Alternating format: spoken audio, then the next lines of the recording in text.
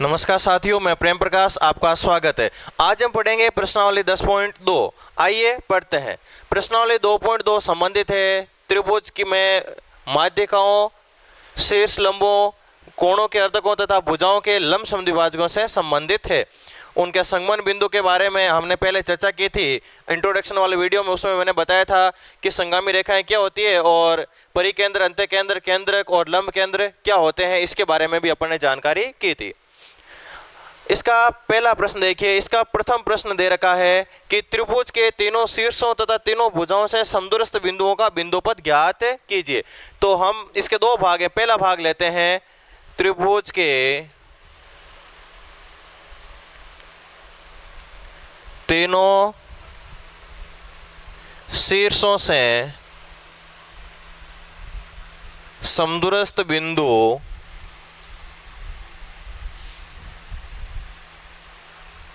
का बिंदुपथ। ये इस प्रकार का एक त्रिभुज है और मुझे लेना है इस त्रिभुज की शीर्षों से समदूरस्थ बिंदु। मैं पहले ए और बी से समदूरस्थ बिंदु ले लेता हूं ओ, और फिर मैं बी और सी से समदूरस्थ बिंदु ले लेता हूं ओ, और फिर मैं ले लेता हूं ए और सी से समदूरस्थ बिंदु ओ। ये दूरी और ये दूरी, तीनों दूरियां आपस में बराबर है। आपको पता ही होगा कि त्रिभुज के शीर्षों से समदूरस्थ बिंदु होता है त्रिभुज का परिकेंद्र और इसका बिंदुपथ होता है त्रिभुज का परिगत वृत्त। तो हम यहां पर लिख देंगे, हम जानते हैं कि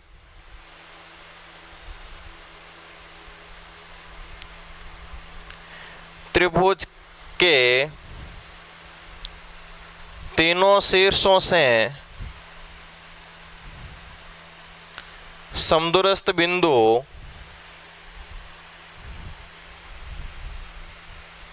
का बिंदुपथ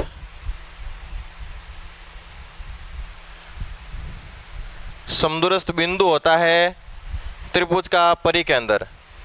समदूरस्थ बिंदु त्रिभुज का परिकेंद्र तथा उसका बिंदुपथ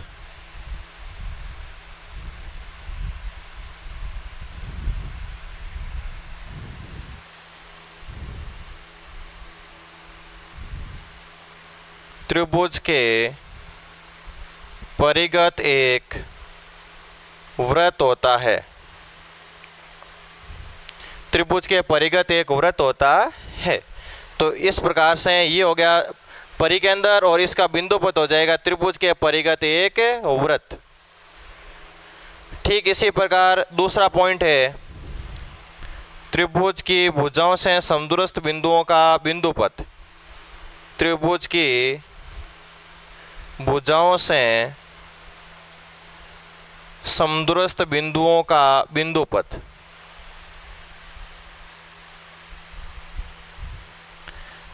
त्रिभुज की भुजाओं से समदूरस्थ बिंदु देखिए क्या होता है। ये त्रिभुज और त्रिभुज की भुजाओं से समान दूरी पर यदि आप कोई बिंदु लेना चाहते हो तो एक ऐसा वृत्त बनेगा जो त्रिभुज की भुजाओं को स्पर्श करता हुआ जाएगा, यानी एक अंत्य वृत्त बनेगा। तो ये हो जाएगा अंत्य केंद्र। तो यहाँ पर क्या लिख देना, हम जानते हैं कि त्रिभुज के तीनों भुजाओं से समदूरस्थ बिंदु होता है त्रिभुज का अंत्य केंद्र और इसका बिंदुपथ होता है त्रिभुज के अंतर्गत एक वृत्त। तो शीर्षों से समदूरस्थ बिंदु होता है परिकेंद्र और भुजाओं से समदूरस्थ बिंदु होता है अंत्य केंद्र। त्रिभुज की शीर्षों से समदूरस्थ बिंदु का बिंदुपथ होता है परिगत वृत्त और त्रिभुज के भुजाओं से समदूरस्थ बिंदु का बिंदुपथ होता है अंतर्गत वृत्त। दूसरा प्रश्न है, एक त्रिभुज एबीसी में माध्यिकाएं एडीबी और सीएफ बिंदु जी पर छेद करती है। ये आपको इस प्रकार का एक त्रिभुज दे रखा है। ये यहाँ पर ए, यहाँ पर बी और आगे वाला बिंदु का नाम दे दिया मैंने सी। पहली माध्यिका एडी, दूसरी माध्यिका बीई और तीसरी माध्यिका आपको दे रखी है सीएफ और ये काट रही है बिंदु जी पर। एजी की लंबाई आपको दे रखी है, बी की लंबाई दे रखी है और जीएफ की लंबाई दे रखी है। तो जीडी, बीजी और सीएफ का मान ज्ञात करना है। अब आपको पता होगा त्रिभुज की माध्यिका एक दूसरे को 2:1 में विभाजित करती है। त्रिभुज के शीर्ष की तरफ वाला भाग होता है 2 और भुजा की तरफ वाला भाग होता है 1। शीर्ष की तरफ वाला भाग 2 और भुजा की तरफ वाला भाग 1। तो 2 और 1 ये हो गया पूरा भाग 3। 3 में से 1/3 तो होगा छोटा वाला भाग और 2/3 होगा बड़े वाला भाग। समझ रहे हो ना? पूरा भाग ये होती है 2:1। शीर्ष की तरफ वाला 2 और भुजा की तरफ वाला भाग होता है 1। मैंने आपको पर में यह हल करवाई थी उस टाइम, इंट्रोडक्शन वाला वीडियो में। उस टाइम मैंने आपको बताया था त्रिभुज की माध्यिकाएं संगामी होती है और एक दूसरे को 2:1 में अंत विभाजित करती है। चलिए पहले हमें याद करना है जीडी। तो देखिए जीडी क्या होगा, जीडी होगा 1/3। 1/3 किसका? एजी का, और एजी आपको दे रखा है। इसमें आपको दे रखा है एजी बराबर 6 सेंटीमीटर और बीई बराबर आपको यहाँ पर दे रखा है 9 सेंटीमीटर और जीएफ आपको दे रखा है 4.5 सेंटीमीटर। और आपको ज्ञात करना है, एक तो ज्ञात करना है आपको जीडी का मान, एक आपको ज्ञात करना है बीजी का मान और एक आपको ज्ञात करना है सीएफ का मान। तो पहले हम लेते हैं एजी से जीडी का मान ज्ञात करते हैं। तो मैं यहाँ पर लिख देता हूँ जीडी बराबर होता है 1/3 एडी। अच्छा आपको एजी दे रखा है यहाँ पर। चलिए एजी बटा जीडी बराबर होता है 2:1। एजी क्या है? शीर्ष की तरफ का भाग और जीडी क्या है? भुजा की तरफ वाला भाग। तो एजी और जीडी का अनुपात होगा 2:1। त्रिभुज की माध्यिकाएं एक दूसरे को 2:1 में अंत विभाजित करते हैं। एजी का मान कितना? 6 और बटा में है जीडी और बराबर में 2/1। तिरछा गुणा कर लीजिए या फिर जीडी को उस तरफ भेज दीजिए। तिरछा गुणा करेंगे तो ये हो जाएंगे 2GD बराबर 6 और जीडी बराबर आ जाएगा 6 इंटू में 2 इधर भेजते ही बटा में और 2 का भाग देंगे तो आ जाएगा 3 सेंटीमीटर। तो जीडी का मान आ गया 3 सेंटीमीटर। अब हमें ज्ञात करना है बीजी। दिया हुआ क्या है? बी। पूरी माध्यिका दे रखी है बी और बी से हमें ज्ञात करना है बीजी का मान, यानी पूरी माध्यिका का ये भाग होता है 2/3। तो मैं यहां पर लिख दूंगा बीजी बराबर होता है 2/3 बीई। पूरी माध्यिका का 2/3 भाग ये और 1/3 भाग ये। तो 2/3 इंटू बीई का मान आपको दे रखा है 9। 3 का भाग 9 में जाएगा 3 बार, 3 को 2 से इंटू करेंगे तो आ जाएगा 6 सेंटीमीटर। ये आ गया बीजी का मान। अब देखते हैं हम सीएफ। सीएफ है पूरी माध्यिका और आपको दे रखा है जीएफ। जीएफ है भुजा की तरफ वाला भाग यानी 1/3। तो मैं यहाँ पर लिख देता हूँ जीएफ बराबर होता है 1/3 सीएफ। पूरी माध्यिका का 1/3 होता है जीएफ और जीएफ आपको दे रखा है 4.5। तो यहाँ पर आ जाएगा 4.5 बराबर बटा में 3, इधर भेजते आ जाएगा इंटू में और इधर बचेगा सीएफ, या सीएफ बराबर 4.5 को 3 से इंटू करेंगे तो 5 × 15 हासिल 1 4 × 12 और 1 13.5 सेंटीमीटर। ये एक छोटा सा क्वेश्चन था जो आपको एक सामान्य सी जानकारी के लिए पता होना चाहिए कि त्रिभुज की माध्यिकाएं आपस में एक दूसरे को 2:1 में विभाजित करती है। शीर्ष की तरफ वाला भाग 2, भुजा की तरफ वाला भाग 1। पूरी माध्यिका का ये होता है 2/3 और ये होता है 1/3। को तीसरा प्रश्न दे रखा है एक त्रिभुज एबीसी में माध्यिकाएं एडी, बी और सीएफ जी पर काटती है तो आपको सिद्ध करना है कि एडी प्लस बी बराबर 2/3/2 AB। चलिए एक त्रिभुज बना लेते हैं। ये मैंने बना लिया एक त्रिभुज, इसका नाम दे दिया मैंने ए, बी और सी। अब आपको एक माध्यिका दे रखी है एडी, अगली माध्यिका आपको दे रखी है बीई और उससे अगली माध्यिका आपको दे रखी है सीएफ। जो जो जानकारी दे रखी है मैं यहाँ पर लिख लेता हूँ। आपको दे रखा है एडी, बीई व सीएफ माध्यिकाएं हैं।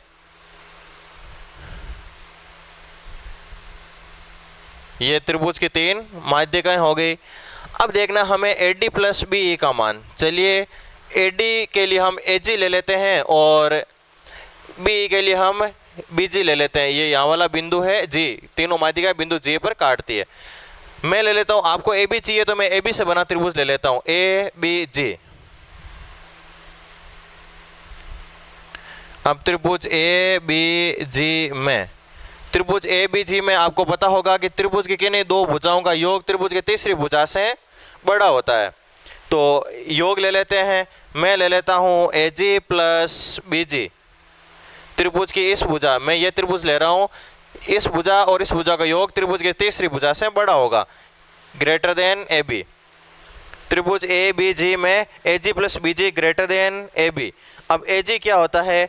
ए जी होता है पूरी माध्यिका का 2/3। ये शीर्ष की तरफ वाला भाग होता है 2/3। तो मैं लिख दूंगा 2/3 और पूरी माध्यिका ए डी प्लस बी जी क्या होता है? पूरी माध्यिका का 2/3। तो 2/3 पूरी माध्यिका है B E greater than A B. यहाँ पर भी 2/3, यहाँ पर भी 2/3, 2/3 मैं ले लेता हूँ कॉमन। तो यहाँ पर बचेगा A D plus B E बराबर greater than A B. A D plus B E greater than बटा में 3 उधर भेजते ही चला जाएगा इंटू में, और इंटू वाला 2 उधर भेजते ही चला जाएगा बटा में, और इधर है ए बी। यही आपको सिद्ध करना था। A D plus B greater than 3/2 A B, यही आपको सिद्ध करना था और ये सिद्ध हो गया। सिद्ध कीजिए कि त्रिभुज की 2 माध्यिकाओं का योग तीसरी माध्यिका से अधिक होता है। काफी अच्छा क्वेश्चन है। ये मैंने ले लिया, आप एक त्रिभुज ए और यहाँ वाले बिंदु को मैंने नाम दे दिया बी और यहाँ वाले को सी नाम दे दिया। पहली माध्यिका मैंने ले ली ए डी, अगली माध्यिका मैंने ले ली बी ई और उससे अगली माध्यिका मैंने ले ली सी एफ। त्रिभुज की 2 माध्यिकाओं का योग तीसरी माध्यिका से अधिक होता है। आपको पता होगा कि हमने ये सिद्ध किया था एक प्रमेय में इंट्रोडक्शन वाले वीडियो में कि त्रिभुज की किन्हीं त्रिभुज की माध्यिकाएं एक दूसरे को 2:1 में विभाजित करती है। वहां पर हमने किस प्रकार से इस आकृति में फेरबदल किया था, रचना की थी, वो आपके ध्यान में होना चाहिए। ठीक वैसा ही काम यहाँ पर हमें दोबारा करना है। इसमें आपको दे रखा है त्रिभुज ए बी सी में ए डी बी ई व सी एफ माध्यिकाएं हैं। ये माध्यिकाएं हैं और हमें सिद्ध करना है A D plus B E greater than C F. त्रिभुज की किन्हीं 2 माध्यिकाओं का योग तीसरे से बड़ा होता है। या आप ये सिद्ध कर सकते हो A D plus C F greater than B E. कोई भी एक माध्यिका से 2 माध्यिकाओं का योग बड़ा होता है। या फिर C F plus B E greater than होगा ए डी। ए डी से बड़ा या फिर बी ई से बड़ा या फिर सी एफ से बड़ा, तीनों में से कोई एक पॉइंट हमें सिद्ध करना है, बाकी अपना आप प्रूफ हो जाएंगे। इसको सिद्ध करने के लिए मैं आकृति में थोड़ी बहुत फेरबदल कर लेता हूँ। मैं क्या करता हूँ कि इस बिंदु का नाम यहाँ पर जी दिया हुआ है, मैं क्या करता हूँ कि जी डी जितना है उतना ही मैं इसको आगे बढ़ा लेता हूँ। मैंने इसको एच तक आगे बढ़ा लिया, इस प्रकार आगे बढ़ाया कि ये भाग और ये भाग आपस में बराबर रहे।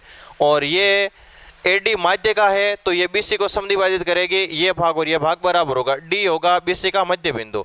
एच को मैं मिला देता हूँ सी से और एच को मैं मिला दूंगा बी से। रचना में मैंने लिख दिया ए डी को एच तक बढ़ाया ताकि मैंने इस प्रकार बढ़ाया ताकि जी डी के बराबर हो जाए डी एच। इसको नाम दे दिया समीकरण नंबर 1। जी डी के बराबर डी एच हो जाए। अब आप देखो यहाँ पर एक चतुर्भुज बन गया है। अब आप इस चतुर्भुज बी एच सी जी के बारे में सोचिए। चतुर्भुज बी एच सी जी में इस चतुर्भुज में देखो, इस चतुर्भुज में क्या हो रहा है? इस चतुर्भुज में इसके विकर्ण एक दूसरे को समद्विभाजित कर रहे हैं। ये तो अपन ने रचना में कर दिया कि जी डी और डी एच बराबर है, और ए डी माध्यिका है तो ये डी मध्य बिंदु हो गया, तो अपने आप ये बी डी और डी सी आपस में बराबर हो गए। ये ए डी है, इस सामने वाली भुजा को समद्विभाजित करता है। माध्यिका क्या करती है? सम्मुख भुजा को समद्विभाजित करती है। ए डी माध्यिका है तो बी सी को समद्विभाजित करेगी। इसमें विकर्ण परस्पर समद्विभाजित करते हैं। विकर्ण एक दूसरे को समद्विभाजित करते हैं तब बी एच सी जी एक समांतर चतुर्भुज होगा और आपको पता होगा समांतर चतुर्भुज में क्या होता है, सम्मुख भुजाएं बराबर होती है। तो बी एच के बराबर कौन हो जाएगा, इस भुजा के बराबर कौन हो जाएगा, इस भुजा के बराबर हो जाएगा सी जी। वे सी एच के बराबर कौन हो जाएगा, बी जी हो जाएगा। सी एच बराबर बी जी, समीकरण नंबर 2 नाम दे दिया इसको। अब मैं लेता हूं ये त्रिभुज, कोई सा भी त्रिभुज ले लो आप, ये त्रिभुज ले सकते हो या फिर ये इधर वाला त्रिभुज ले सकते हो, कोई सा भी त्रिभुज ले लीजिए। मैं लेता हूँ ये वाला त्रिभुज, और इस त्रिभुज में हमें पता है कि किन्हीं दो भुजाओं का योग तीसरी भुजा से बड़ा होता है। अब त्रिभुज जी सी एच में, अब त्रिभुज जी सी एच में आप किन्हीं दो भुजाओं का योग कर लीजिए। मैं योग कर लेता हूँ जी एच और प्लस में H C greater than G H, और ये सी एच बड़े होंगे किससे, जी सी से। अब जी एच देखिए किसके बराबर होगा, ये भाग 1 था तो ये भी 1 ही होगा, तो ये जी एच किसके बराबर हो गया, एच जी के बराबर हो गया। हमने इसको इतना ही आगे बढ़ाया था कि ये भाग और ये भाग आपस में बराबर हो जाए। तो आप चाहो तो यहाँ पर लिख दो, मैं यहाँ पर लिख देता हूँ रचना में, इसलिए एच जी के बराबर हो जाएगा जी एच। तो जी एच की जगह हम यहाँ पर लिख सकते हैं एच जी,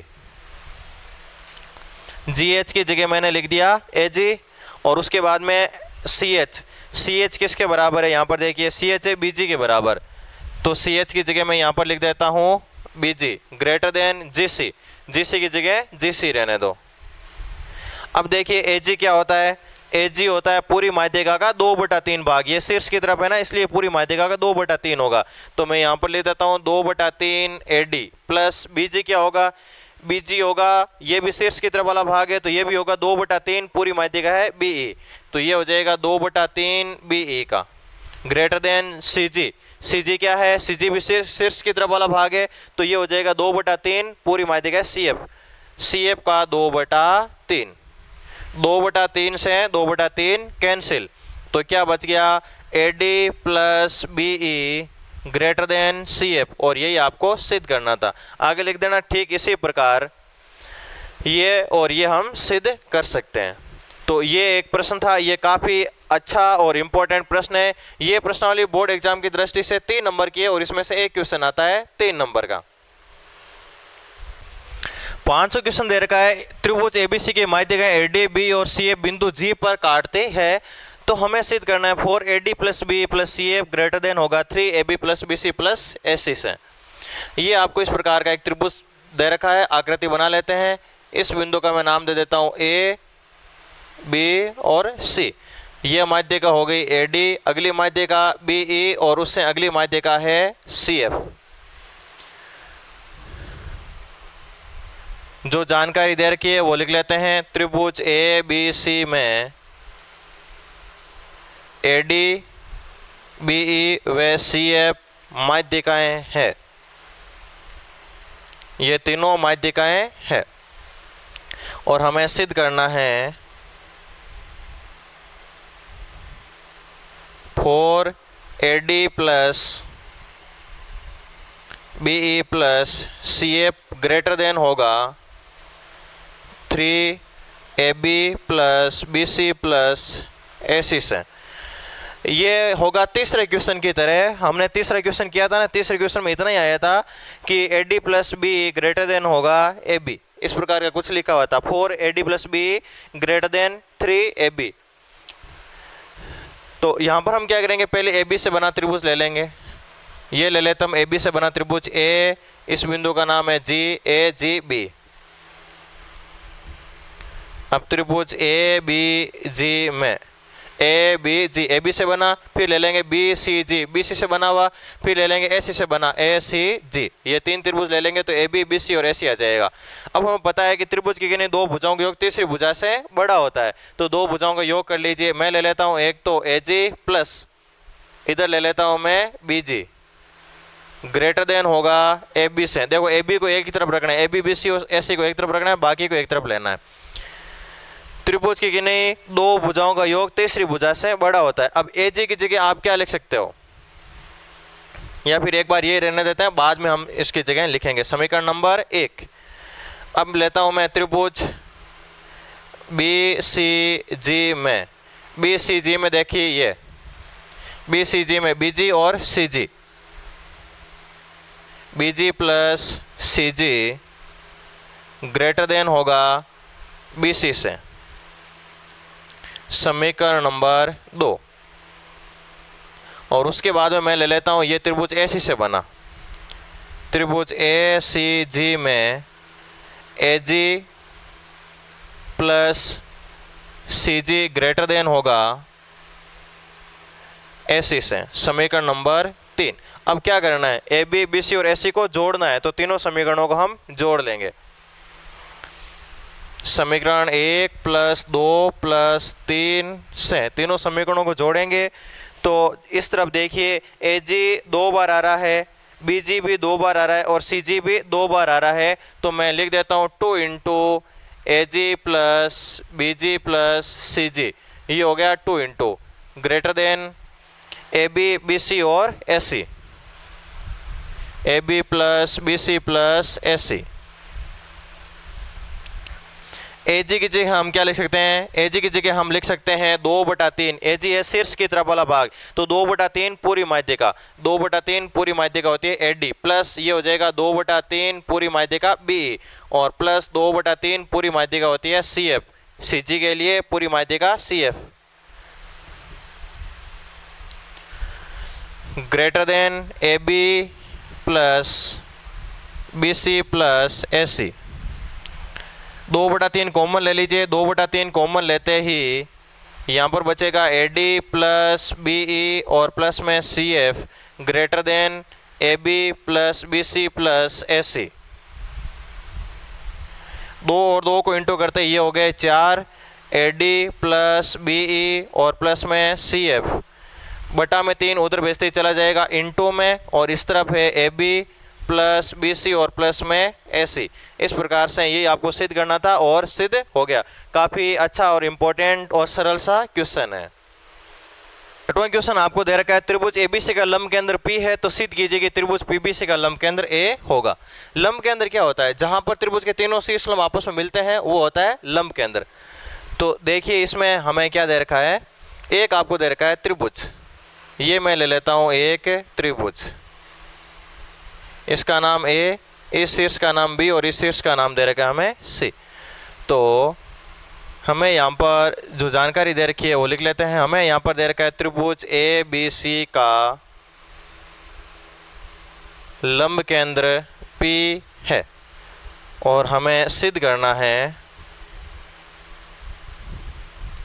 त्रिभुज PBC का लंब केंद्र A है। लंब केंद्र जहाँ पर तीनों शीर्ष लंब मिलते हैं। A से डाला गया लंब, इसको मैं नाम दे देता हूँ AS या फिर AR नाम दे देता हूँ। B से डाला गया लंब BQ नाम दे दिया, और C से डाला गया लंब CS नाम दे दिया। और ये तीनों शीर्ष लंब कहाँ पर मिलते हैं, बिंदु P पर मिलते हैं। ये आपको क्वेश्चन में दिया हुआ है। ये लंब, ये भी लंब और ये भी लंब है। अब त्रिभुज PBC में, त्रिभुज PBC में देखिए ये इस प्रकार से है त्रिभुज PBC। ये यहाँ पर है P, यहाँ पर है B और यहाँ पर है C। देखो P से लंब डाला R, तो मैं यहाँ पर लिख देता हूँ PR लंब है किस पर, BC भुजा पर। देखिए इस भुजा के लिए इस भुजा को आगे बढ़ाया हुआ है S तक, ये देखो इस भुजा को आगे बढ़ाया हुआ है S तक, और यहाँ से लंब आ रहा है, ये देखिए इस प्रकार से। त्रिभुज ABC के लिए ये BA भुजा है, लेकिन त्रिभुज PBC के लिए ये जो BA है ये लंब का काम करेगा। उस भुजा को आगे बढ़ाया और यहाँ पर लंब आ रहा है, ये देखो यहाँ पर लंब दिया हुआ है आपको। तो मैं लिख लेता हूँ यहाँ पर लंब कौन है, BS है, BS लंब, BS लंब है किस पर, भुजा PC पर। ठीक इसी प्रकार यहाँ से भी आपको एक लंब दे रखा है, और वो किस भुजा को आगे बढ़ाना पड़ेगा, BP भुजा को आगे बढ़ाना पड़ेगा, और यहाँ पर लंब दिया हुआ है बिंदु Q पर। तो BP भुजा पर लंब है किस, कौन सा, CQ। इस प्रकार से देखो ये एक शीर्ष लंब हो गया, ये दूसरा शीर्ष लंब, और इस शीर्ष लंब को भी हम पीछे की तरफ बढ़ाएंगे तो ऐसे करके ये कहाँ पर मिल रहे हैं, इसको आगे बढ़ाया, इसको भी आगे बढ़ाया और इसको भी आगे बढ़ाया, तीनों कहाँ पर मिल रहे हैं, बिंदु ए पर मिल रहे हैं। तो यहाँ पर लिख देना तीनों शीर्ष लंब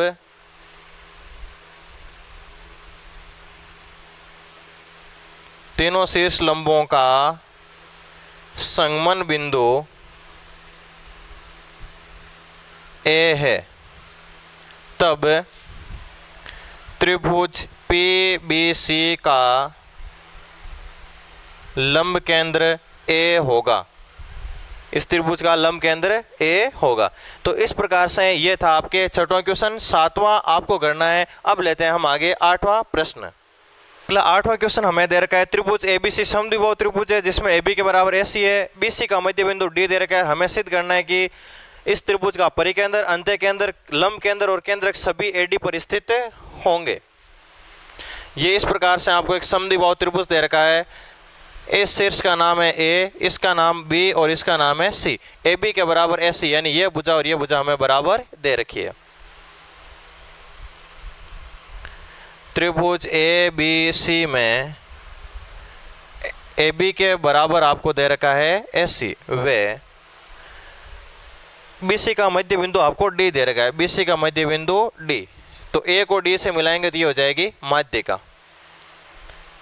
वे AD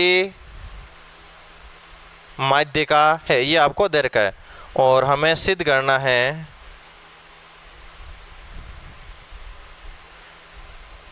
त्रिभुज ABC के का परिकेंद्र, लंब केंद्र, केंद्रक व अंत्य केंद्र सभी AD पर स्थित हैं। सभी AD पर स्थित हैं। देखिए A को D से मिला है, AD माध्यिका है और माध्यिका संगामी होती है, तो ये जो केंद्रक है ये कहीं ना कहीं इसी पर स्थित होगा। माध्यिका संगामी होती है।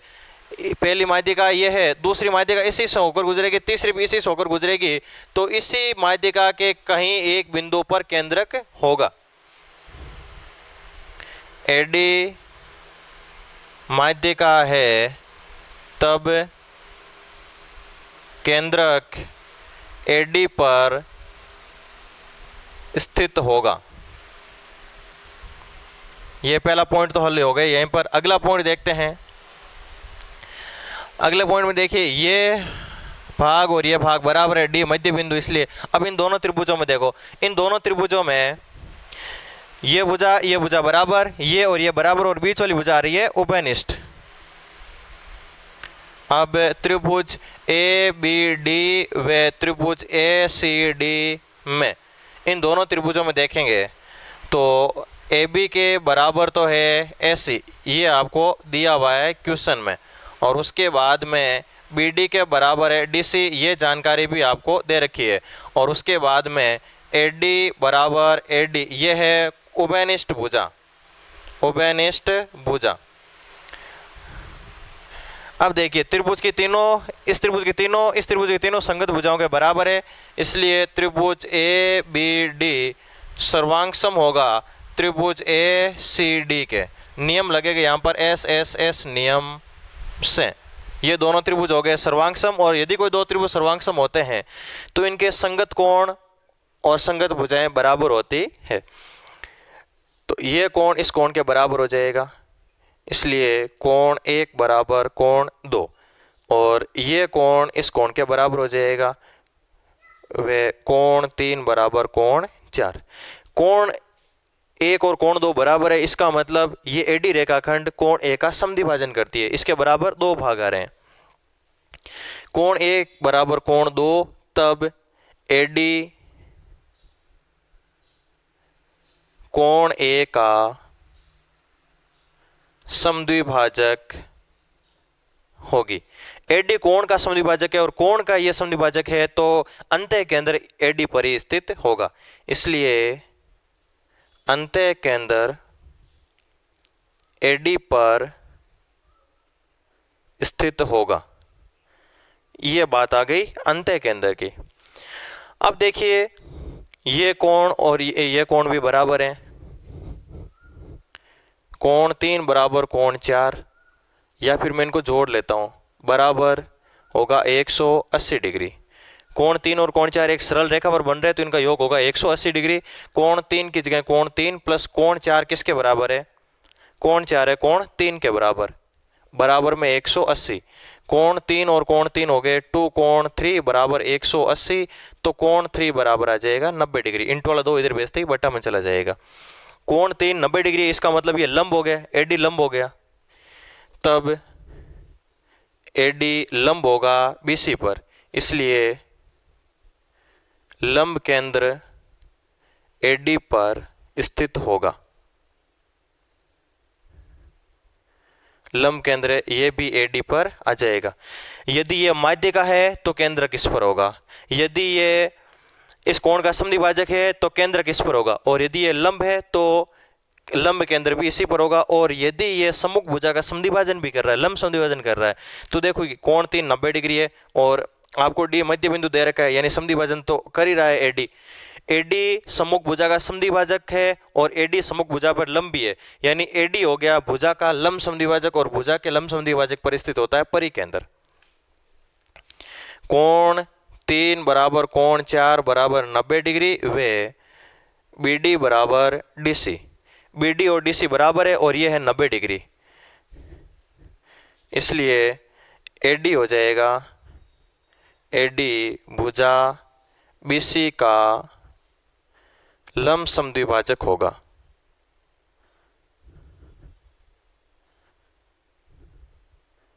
जब ये एक लंब समद्विभाजक है तो परिकेंद्र एडी पर स्थित होगा, इसलिए परिकेंद्र एडी पर स्थित होगा। इस प्रकार से समद्विबाहु त्रिभुज में किसी एक ही भुजा पर इस एडी पर केंद्रक, अंत्य केंद्र, लंब केंद्र और परिकेंद्र चारों स्थित होंगे। अब एक यहाँ पर प्रश्न और है कि उस त्रिभुज का नाम बताइए कि जिसमें अंत्य केंद्र, परिकेंद्र, लंब केंद्र और केंद्रक सभी संपाती होते हैं, यानी एक ही बिंदु पर स्थित होते हैं। यहाँ पर तो एक ही रेखा पर स्थित है और उसमें एक ही बिंदु पर स्थित होते हैं, उसका आपको आंसर ढूंढना है और उसमें चारों बिंदु आपको सिद्ध भी करना है। अब लेते हैं हम अगला क्वेश्चन नंबर। दे रखा आपको त्रिभुज एबीसी का लंब केंद्र एच है, एच बी एच और सी एच में मध्य बिंदु क्रम से एक्स वाई और जेड है। सिद्ध करना है हमें त्रिभुज एक्स वाई जेड का लंब केंद्र भी एच होगा। आपको एक त्रिभुज दे रखा है, हम एक त्रिभुज बना लेते हैं एबीसी, ये ए, ये बी और ये आपको दे रखा है सी। इसका लंब केंद्र एच है, ये पहला लंब, ये दूसरा लंब और ये तीसरा लंब। तीनों लंब जहां पर मिलते हैं उस बिंदु का नाम दे रखा है एच। ए एच ये बी एच और ये है सी एच में मध्य बिंदु क्रम से एक्स वाई जेड दे रखे हैं। इसका मध्य बिंदु दे रखा आपको एक्स, इसका दे रखा आपको वाई और इसका मध्य बिंदु आपको दे रखा है जेड। ये कह रहा है सिद्ध कीजिए कि एक्स वाई जेड का लंब केंद्र भी क्या होगा, एच होगा। इनको मिलाएंगे, इनको मिलाएंगे, इनको मिलाएंगे तो एक्स वाई जेड एक त्रिभुज बन जाएगा। चलिए इसको हल करते हैं। आपको यहाँ पर जो जानकारी दे रखी है वो मैं लिख लेता हूँ। आपको दे रखा है त्रिभुज ए बी सी का लंब केंद्र एच है, वे ए एच बी एच व सी एच के मध्य बिंदु क्रम से एक्स वाई और जेड हैं। ये आपको मध्य बिंदु दिए हुए हैं। अब हम बात, आपको सिद्ध करना है त्रिभुज एक्स वाई जेड का लंब केंद्र एच है, ये हमें सिद्ध करना है। अब हम त्रिभुज लेते हैं ए एच बी। अब त्रिभुज ए एच बी में मध्य बिंदु पर में से, मध्य बिंदु पर में से, अब यहां पर देखिए मध्य बिंदु पर में से इस भुजा का मध्य बिंदु x और इस भुजा का मध्य बिंदु है y, तो त्रिभुज की किन्हीं दो भुजाओं के मध्य बिंदु को मिलाने वाला रेखाखंड त्रिभुज की तीसरी भुजा के समांतर होता है, और तीसरी भुजा यहाँ पर है AB। AHB की बात कर रहा हूँ मैं, AHB त्रिभुज में, AHB में इस भुजा का मध्य बिंदु x दिया हुआ है, इस भुजा का मध्य बिंदु आपको दे रखा है y। तो त्रिभुज की इस भुजा और इस भुजा के मध्य बिंदु को मिलाने वाला यह रेखाखंड XY त्रिभुज की इस तीसरी भुजा के समांतर होगा। जब ये रेखा और ये रेखा समांतर है तो यहाँ पर देखिए, इसका नाम मैं दे देता हूँ D, E और F, और इसका मैं नाम दे देता हूँ P। तो यहाँ पर देखिए कोण F लंब दिया हुआ था आपको शुरुआत में क्वेश्चन में, ABC में ये H लंब के अंदर है तो ये CF लंब होगा, ये लंब है तो ये भी लंब होगा, क्योंकि ये दोनों कोण आपस में हो गए संगत कोण। इसलिए कोण F बराबर कोण P बराबर 90 डिग्री, ये हो गए संगत कोण। समीकरण नंबर 1 नाम दे दिया इसको। ठीक इसी प्रकार अब आगे देखिए, यदि आप YZ को मिलाएंगे तो यह समांतर आएगा BC के। इसी प्रकार YZ समांतर BC वे, इसका मैं नाम दे देता हूँ Q। ये 90 डिग्री तो ये भी 90 डिग्री, वे कोण D बराबर कोण Q बराबर 90 डिग्री। समीकरण नंबर 2। तथा इस भुजा और इस भुजा के मध्य बिंदु को मिलाया तो ये हो गया XZ। XZ समांतर होगा किसके? AC के। XZ समांतर AC, और कोण E 90 डिग्री है तो कोण R भी हो जाएगा 90 डिग्री। कोण R बराबर 90 डिग्री। समीकरण नंबर 3। समीकरण 1, 2 व 3 से स्पष्ट है कि त्रिभुज XYZ में यहाँ से ले लीजिए XQ और उसके बाद में ये है YR व ZP शीर्ष लंब हैं, जिनका संगमन बिंदु